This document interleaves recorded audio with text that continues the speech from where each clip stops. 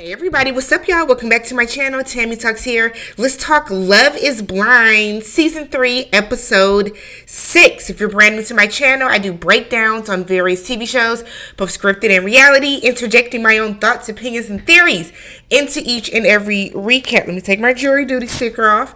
If you enjoyed this type of content, please consider subscribing to the channel, thumbsing up the video.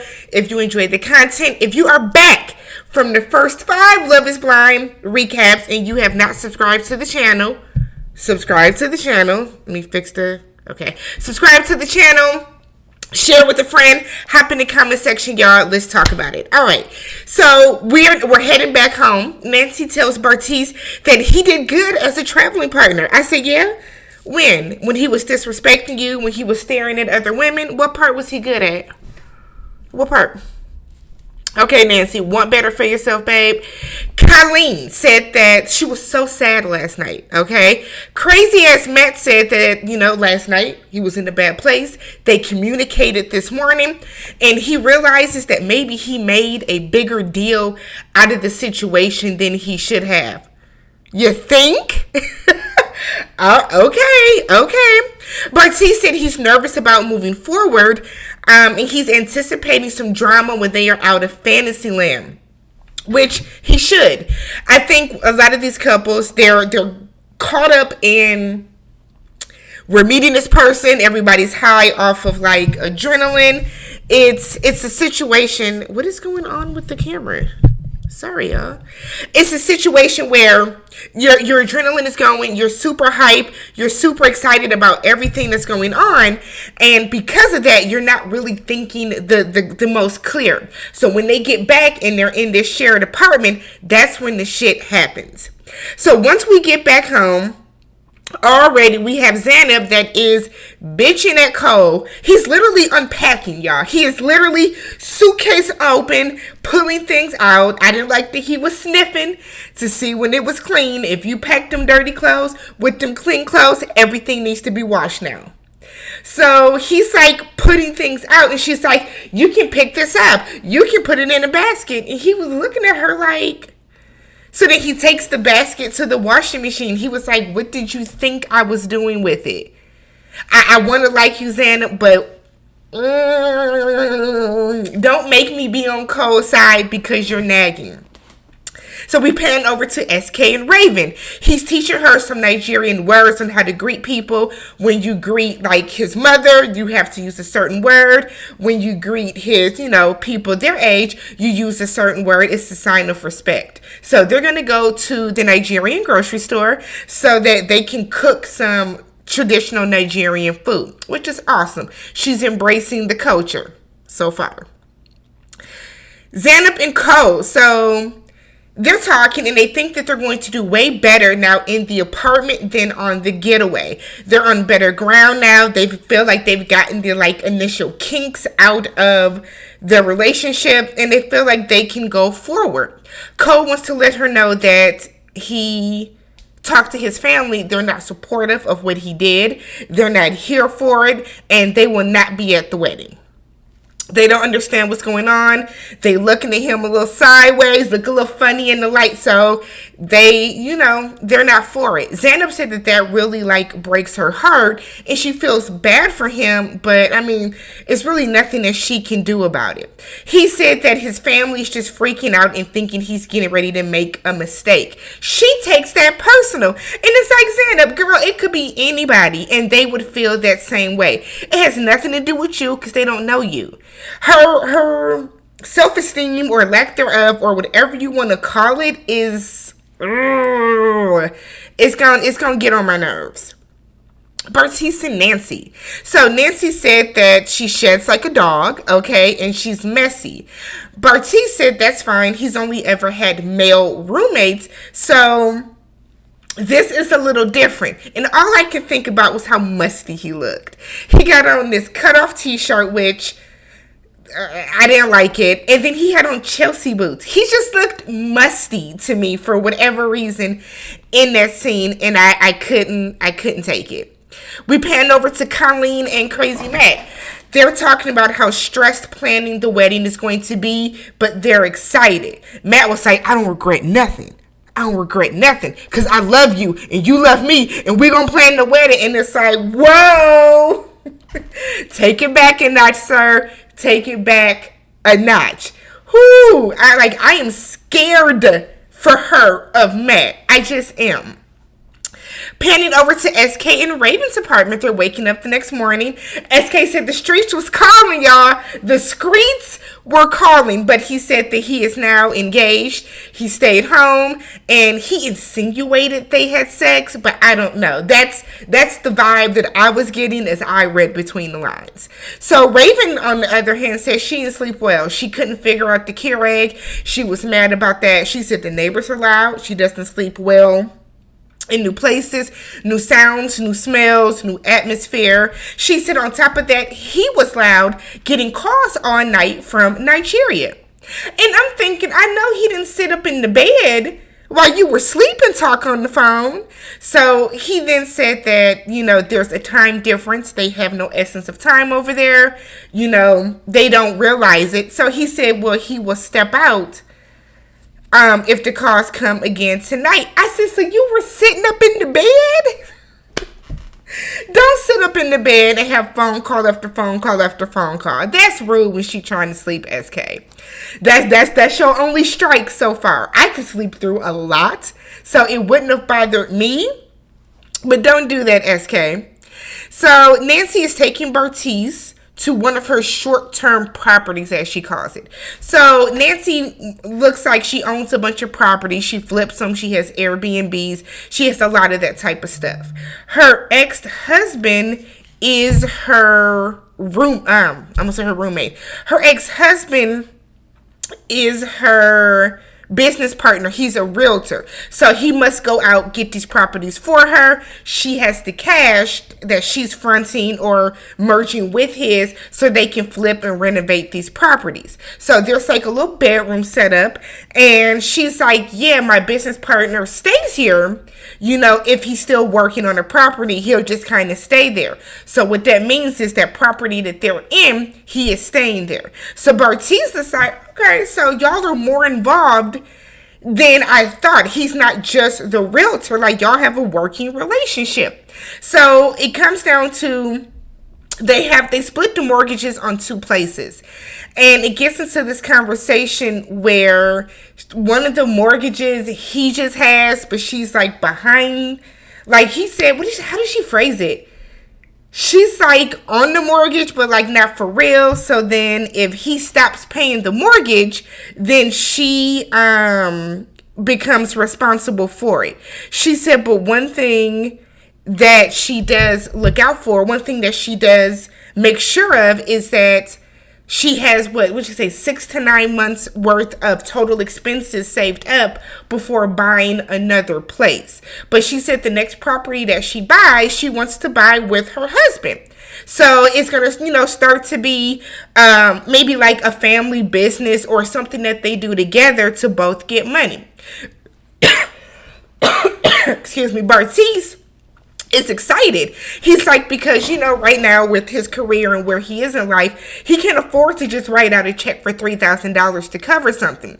So he's excited for them to start doing this together so that they can grow their finances together. I said, oh, so that's what a notch in Nancy's column, the fact that she can make you some money because you don't like this lady. But go ahead and play with her if you want to, because that's what we about to see. So we get to Alexa and Brennan. What does Alexa do? Did we hear, or does Alexa just come for money? So her apartment is cute, set up very nicely. She's telling him that she wants him to move into her building. He was like, I looked up the prices, okay? He was like, they don't have any 2-bedrooms. She said, yes, they do. And I think he meant none that he can afford at the time. So he's saying that he does have student loans. And she's like, oh, I don't. I literally just have like my online shopping bills. She said that she does not want to get into a situation where she has to worry about money. She wants them to be able to travel and shop and do whatever they want to do without worrying about money trouble. And he feels the same way. He said growing up, they didn't have a lot of money. There were times they would not have even been able to eat if it wasn't for his grandparents stepping in and helping out. So she wants them to get a house within a year so that they can start building a family, having kids. She wants to be a stay-at-home mom. And I was looking like, what type of money does Brennan have? Now, I know that he's, what did he say, a water treatment engineer. I mean, we assume that engineers make money. But, you know, some people use that engineer title and they're not, because aren't janitor titles, and I'm not saying Brennan's a janitor, but aren't janitors titles like sanitation engineer or something? So you gotta take that into account when you think about hearing people's careers. But she said within a year she wants to be able to buy a house. He thinks that is possible, so kudos to them. He's been doing a little saving for a house, so they're good to go.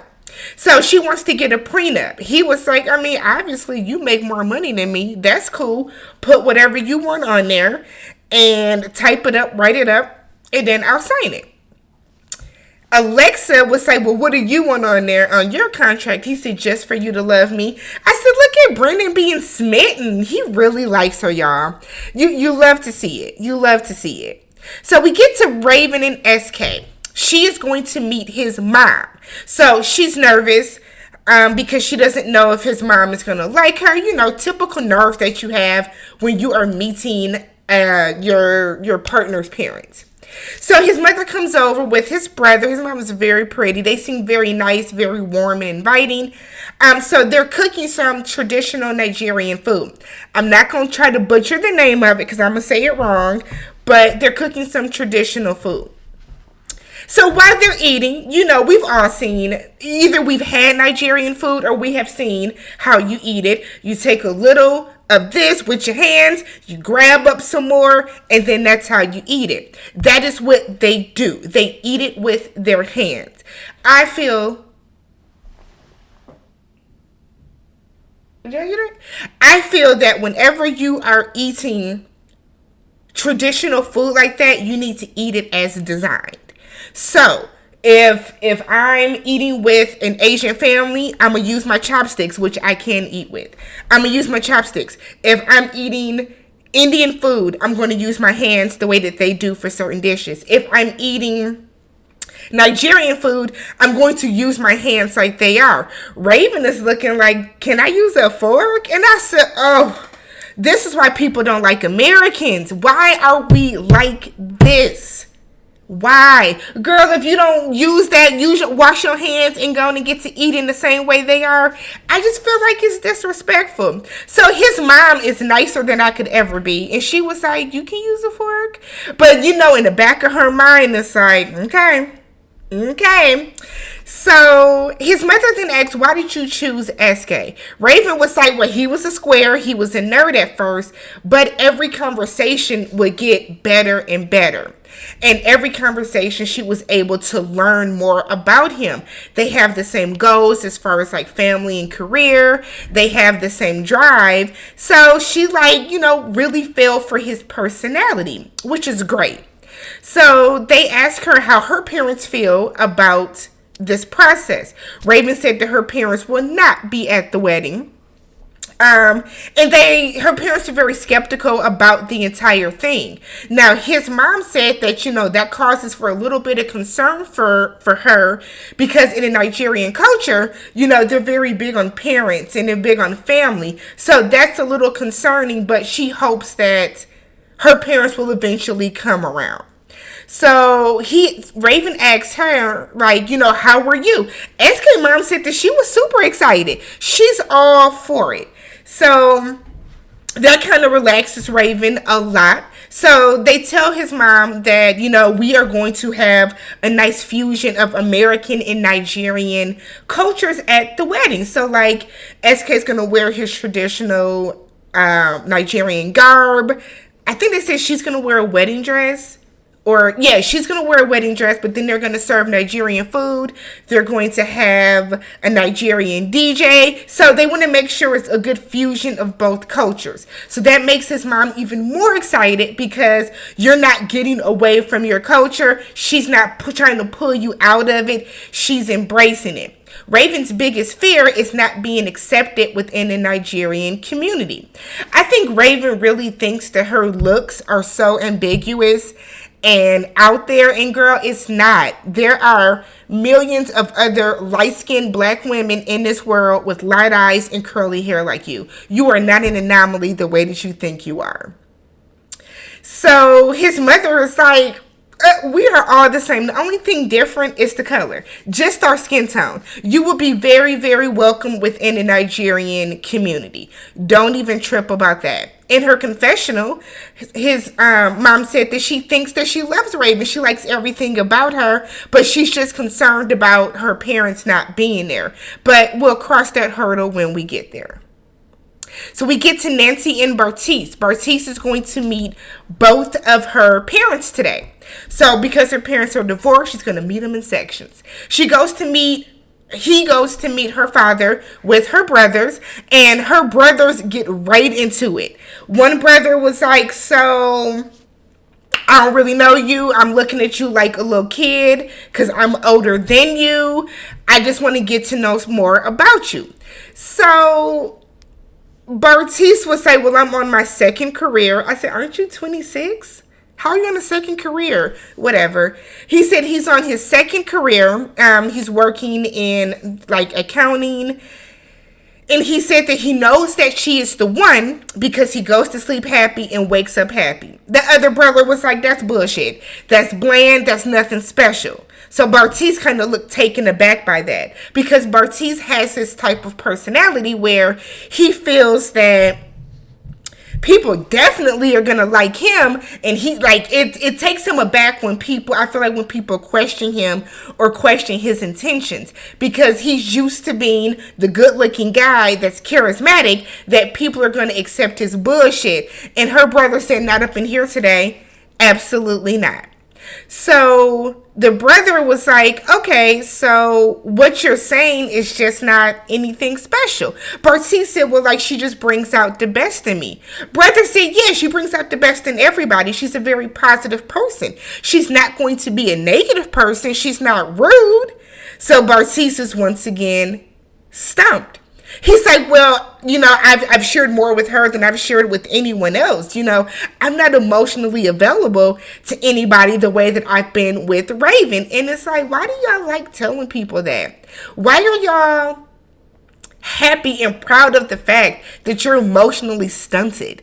It's nothing to be proud of. Like, I feel like people wear it as a badge of honor on these reality shows, and I just do not understand it. There is nothing attractive about being emotionally unintelligent or emotionally unavailable. It's nothing to brag about. The fact that people say, yeah, I'm emotionally unavailable, but with you, I'm open, because it sounds like bullshit. So the brother said, okay. So if she gains 400 pounds, will you still love her? Bartice was like, 400 pounds? Four? The brother was like, yeah, if she gains 400 pounds. Bartice said, well, I would, physical attraction is key, but I would hope that my wife, wouldn't gain 400 pounds. I take, my fitness very seriously. I would hope that my future wife would. And the brother was like, so you mean Nancy? He said, well, yeah, future wife. I haven't said yes yet. What? The way that he said that came across so... I can't even explain it. But the way that he said that came across so awful. So he said that he would hope that they would have the type of relationship that if he told her even before then, hey, why don't we start working out together, to stop her from even getting to the 400 pounds, it would work. The other brother was just like, I don't really know you. This is all still kind of, but I'm a rock and roll, so I don't have to rock and roll anymore. They go meet her mother, who called him Marcus. I don't know why, but that took me out. Marcus? So mother called him Marcus initially. He said he fell in love with her laugh eventually, and he's doing all... Okay, let me give you the story. let me tell you a story, guys. Okay, so like I came in and I was like, hey, and then she laughed, and I'm looking at just like the mama like this. Because shut up. What are you talking about? So the mother said, look, I want to know your plans. I want to know, are you able to take care of her financially? He said, well, because he has some student loan debt, about $12,000 from getting his master's, and he has about $2,000 left to pay off on his car. The mother said, okay, because we don't do interest. We cash money over here. So if we don't have the cash to buy it, then we don't. We don't throw money at cars. We don't buy things that we don't have the cash to cover. Mother then said, I have my own business. I'm a Bell's Bond. That she has a Bell's Bond business. So she said, I can look at you right in your eye and tell if you're lying. So Bartiz was like, let me look this way. Stuff like that don't be funny. Not in this type of scenario. Because that's not the answer that they want to hear from you. Nonetheless, the mother said that she taught her how to fight and will always be there for her. And basically, she said, I'm a very nice woman, but don't try me. Don't. And Bartiz swallowed thickly and just looked. Quit playing with these people. Quit playing with these people. Bartiz, you can get over on Nancy because Nancy just be zoned out. But it's not going to work at all with her mom or with her brothers. We go to Zanab's house. She's meeting at her stepbrother's house with her stepmom. So her stepmom has been her legal guardian since her dad passed away when she was 13 years old. The stepmom's first question was, about faith. Cole said, look, I wouldn't have got on one knee if we didn't have the same zeal for shared faith. You know what I mean? If she wasn't passionate about the Lord Jesus Christ himself, he would not have got on one knee. And that's very important so that we don't run into issues like we did last season with Shayna and what was his name? Nose ring. Was it Ryan? Was his name Ryan? Y'all know who I'm talking about, where he was an atheist, she was a Christian, but she forced it to stay on the show. So the fact that they are on one accord with that, kudos to y'all. So the stepmother asked, do you see her as your queen? And he said, yeah. He said he knows that because even when they're in like an argument or a disagreement, he doesn't want to turn and leave. They're able to communicate through those issues. I said, are y'all? Okay, I would be questioning more why y'all are having such big disagreements already. You know what I mean? But hey, not up to me. Stepmother asked Zainab, are you excited to meet his folks? Zainab was like, Cole. So Cole's just saying how his parents aren't on board just yet, but once they do get on board, they're going to love each other. So the stepmother takes Cole outside and she wants to know about his parents' background in their faith. So Cole's grandfather was a Baptist preacher and his mother grew up in that and has stuck to that. So the fact that, I'm going to sneeze. Oh my God, excuse me. So the fact that they're living together already stresses out his mother, and it has her looking at Cole a little differently. So that's what his parents are worried about. He says so that is causing a strain between him and his parents, which is now putting, a strain on his relationship with Zanab. The stepmother said now, Zanab, I've known her since she was 8. There was one day she came home crying, face all wet, mascara running. And it was because she realized that she had known her stepmother and been with her stepmother longer than her real mother. And when you lose two parents like that, she is missing like a hole in her that she wants Cole and his family to kind of fill. And Cole was like, I get it now. So the stepmother tells him that's why she's probably so critical of herself. She's wondering, do they not like me because of my skin tone or any of this other stuff? And Cole was like, look, My family can and will be that for her. We just got to get through this initial this initial hurdle of, how they're feeling about the entire situation. But don't worry, once we get past that, they'll love her, she'll love them, and we can do that. And then they pray together. A really, really nice scene. Cole's eyes are so blue. I cannot look people with blue eyes like that in the eye. I can't explain it, but when your eyes are super, super blue like that, I can't look you in the eyes. I don't want to say it creeps me out, but like Vanessa Williams can't look her in the eye. Michael Ealy, Heather Morris, I cannot look those people in the eye. It trips me out. We get to SK's apartment.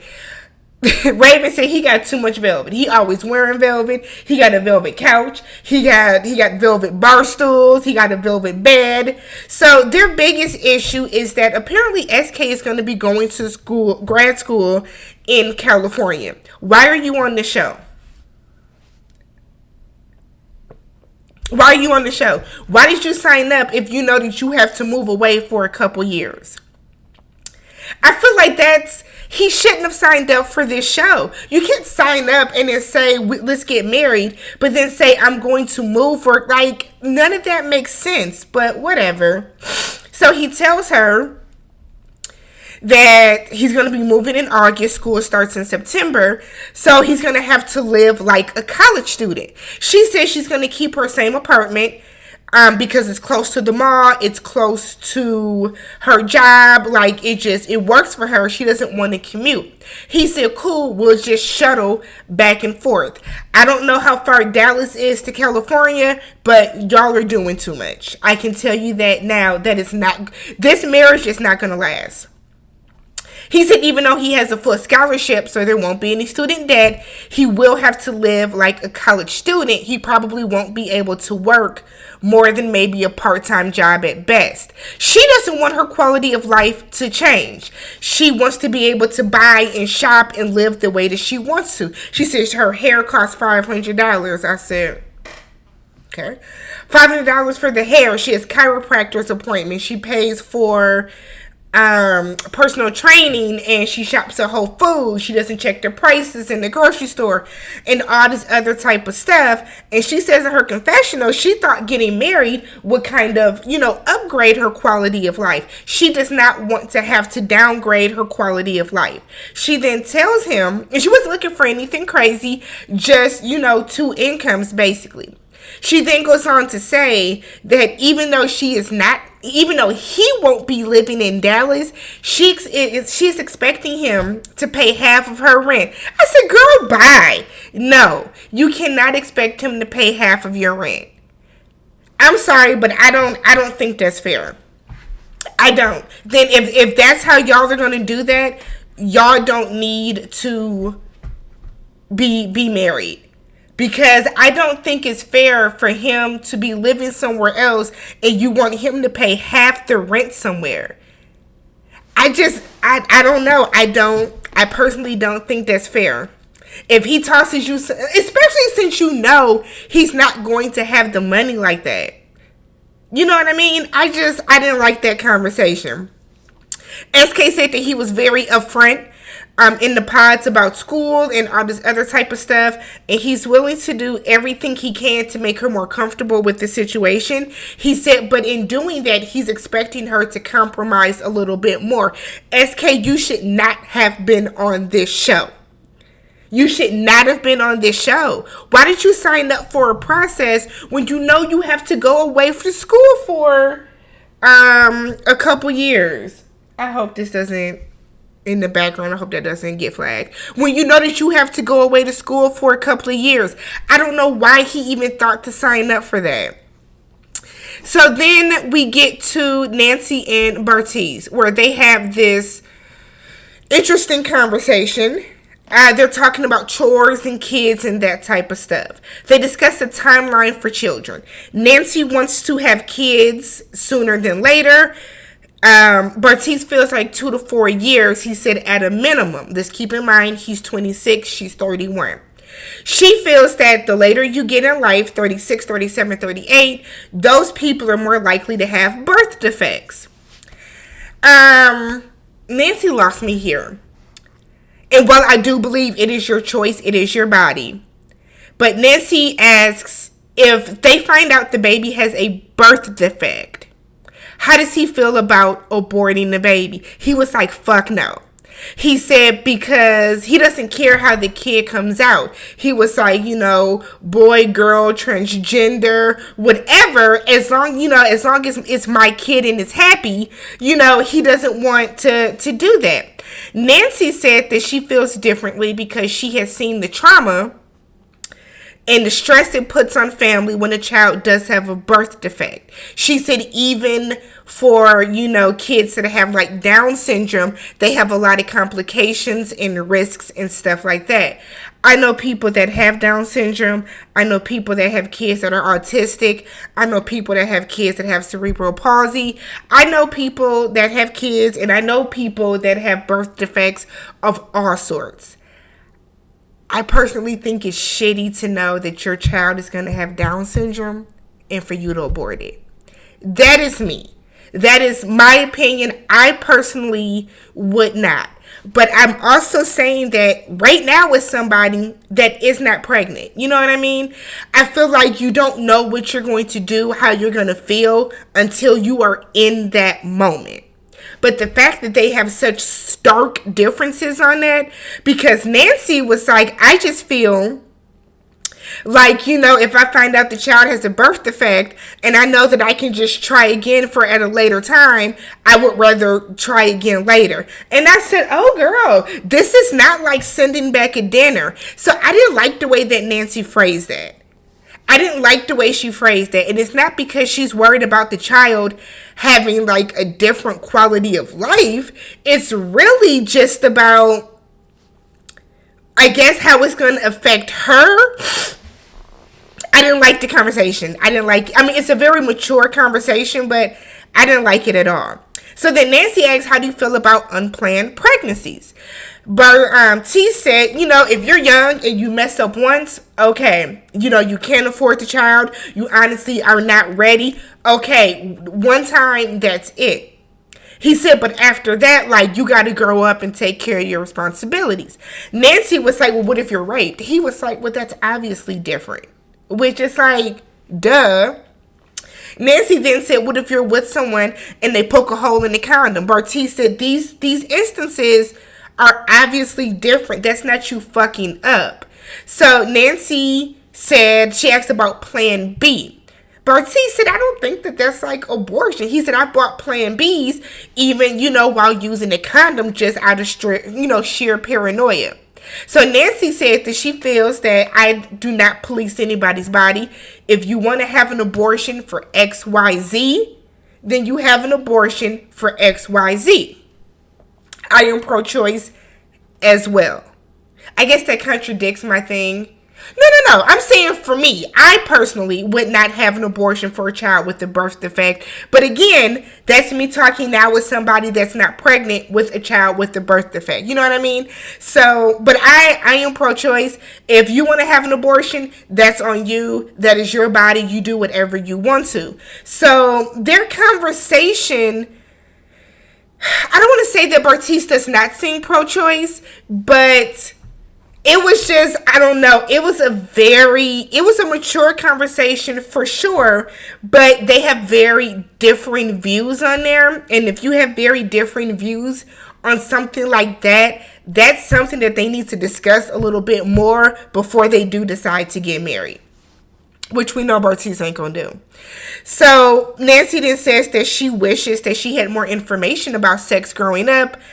She wouldn't have had sex so early at such a young age. Bartiz said that he just learned from trial and error. I said, okay. All right. I mean, a lot of people do. So the last scene is Alexa and Brennan. They go to her dad's house. Money. Money. Like money. Cha-ching. So They come in, her family does not look super excited. What I don't like is when people are introducing their partner to the spouse, to the family, and everybody's sitting there like trying to look intimidating and whatever. Get over it, y'all. I hate when people do that. You can question somebody and find out about their intentions without being assholes about it. So it is Brennan's birthday. He's so nervous. Oh, Brennan is so nervous. You can tell that he is just a down home country boy at best, and he just does not mean. He doesn't mean anything about anything. You know what I mean? He doesn't mean any harm. So he said he loves Alexa's personality because she's like an alpha and she's very charismatic. He said they bonded over family and the love for their family, that type of stuff. Alexa said that she feels very secure with him in a way that she has not felt secure with anyone else. Brennan said that culture and heritage are important to him. He even offered to take a class on, Judaism or on Israeli culture. The father said, well, we identify as Israeli. Judaism is it Judaism? Is it Judaism? If I'm saying it wrong, I apologize. But he said that is the religion. So they then pivot and say, how long was your longest relationship? He says about 3 years. Was it going to lead to marriage? He said that marriage, could have been on the table, but thank God that it was not. They asked him about his money ambitions. He said that he is a water treatment engineer. They were like, okay, that made good money. Okay, good way of living. Okay, cool. They asked if he's a car guy. He said, oh, I like cars. I don't have a car though. And they were like, you ain't got no car. They said, you came on here on a horse? Alexa was like, he has a car. He has an SUV. I said, that's how you know somebody nervous. Brendan would say, yeah, I have a car. I mean, I don't have a car, but I have an SUV. I said, oh, poor baby. Poor baby is nervous. He said, I'm usually like a people person. I said, this ain't the best first impression. I give you that. This ain't the best. So then Alexa gets up with the other women and they go in to cook, and he's out there with her cousins and brothers and all the males, and her dad was like, Alexa ain't gonna stay married to no chump. I said, oh man, I think they're going to work out. I do. I think that they're good for each other. I think the fact that Alexa is such an alpha personality, she does need to be with a more beta male like Brandon. So I do hope it works out for them. Let me know what you guys thought about this episode. Don't forget to subscribe, share, and like the video. Catch you guys in the next one.